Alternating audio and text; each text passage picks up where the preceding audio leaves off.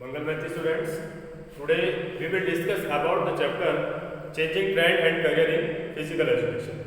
And the topic is the meaning and definition of physical education. यानी कि शारीरिक शिक्षा का अर्थ क्या है और उसकी परिभाषाएं कौन कौन सी है. The meaning of physical education is wide and diverse for different people. यानी शारीरिक शिक्षा का जो अर्थ है वो बहुत बड़ा है, विस्तृत है और विभिन्न लोगों के लिए भिन्न भिन्न हो सकता है. And the concept of physical education यानी शारीरिक शिक्षा की जो धारणा है वो उतनी पुरानी है जितनी की मानव सभ्यता. हम ये कह सकते हैं कि जब से मानव सभ्यता का विकास हुआ तब से शारीरिक शिक्षा उसके साथ साथ चली आ रही है.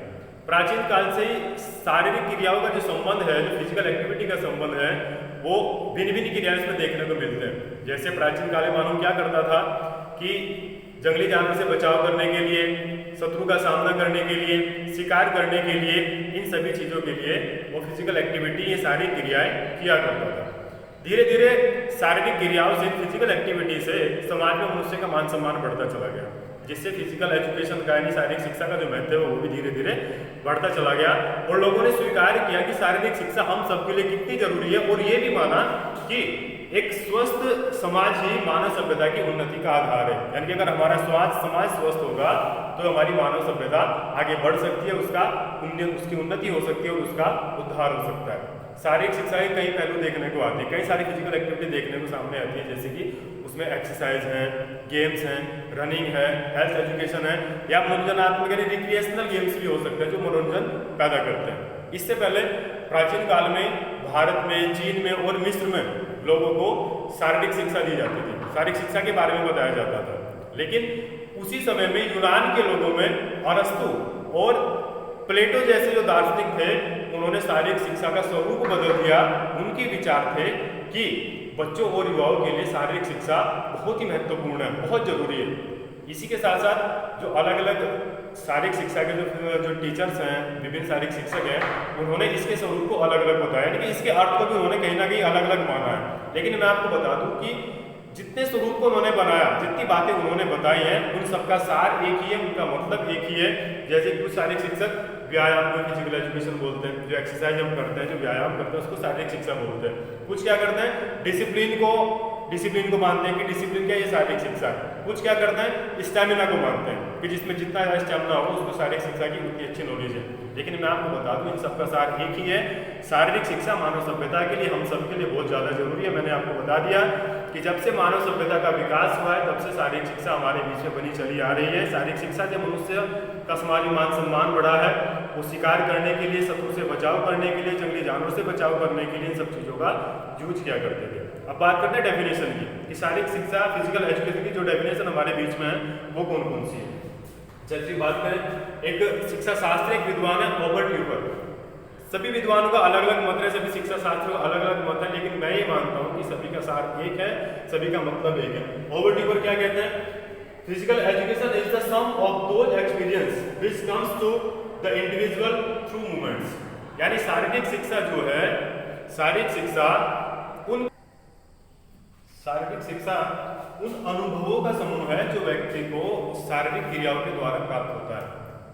शारीरिक शिक्षा उन अनुभवों का समूह है. कौन से अनुभव, जो आपको फिजिकल एक्टिविटी के द्वारा प्राप्त हुए हैं. आपने कौन कौन से फिजिकल एक्टिविटी की हैं. फिजिकल एक्टिविटी कोई भी हो सकती है. आप तेज चल सकते हैं, आप दौड़ सकते हैं, आप धीरे दौड़ सकते हैं, आप कोई भी गेम खेल सकते हैं. वो सारे काम करने के बाद आपको जो अनुभव हुआ, आपको जो एक्सपीरियंस हुआ, उन सभी का समूह फिजिकल एजुकेशन यानी कि शारीरिक शिक्षा कहलाता है. ठीक है. नेक्स्ट, जेबी नेस, एक दूसरे शिक्षा शास्त्र, दूसरे राइटर हैं, दूसरे विद्वान हैं. वो फिजिकल एजुकेशन के बारे में क्या बोलते हैं, physical education is that phase of education that deals with big muscles activities and their related response. देखिए फिजिकल एजुकेशन पर ध्यान से पढ़िए, मैंने आपको डेफिनेशन पढ़ के दिखाई है, आप इसको एक बार ध्यान से सुनिए. Physical education is that phase of education that deals with big muscles activities and their related response. यानी कि फिजिकल एजुकेशन का वो पार्ट है जिसमें बड़ी मांसपेशियों के द्वारा जो प्रतिक्रिया होती है उससे उनका कार्य क्या घटक बनता है. शारीरिक शिक्षा आपको समझ आ गई. शारीरिक शिक्षा एक दो डेफिनेशन है. Physical education is the sum of those experience which comes to the individual through movements, and physical education is that phase of education that deals with big muscles activities and their related. इन्हीं के साथ साथ physical education का वो part है जिसमें professor A.R. वेमन बोलते हैं फिजिकल एजुकेशन का वो पार्ट है जिसकी प्रतिक्रियाओं द्वारा मनुष्य के संपूर्ण व्यक्तित्व और उसकी शिक्षा से संबंध रखता है। इसलिए जितनी सारी डेफिनेशन आपने पढ़ी है, जो फिजिकल एजुकेशन का मीनिंग आपने जाना है, उन सब परिभाषाओं के आधार पर यह कहा जा सकता है, ये बोला जा सकता है कि शारीरिक शिक्षा फिजिकल एजुकेशन मनुष्य के जीवन जीने के लिए कितनी महत्वपूर्ण है, कितनी आवश्यक है।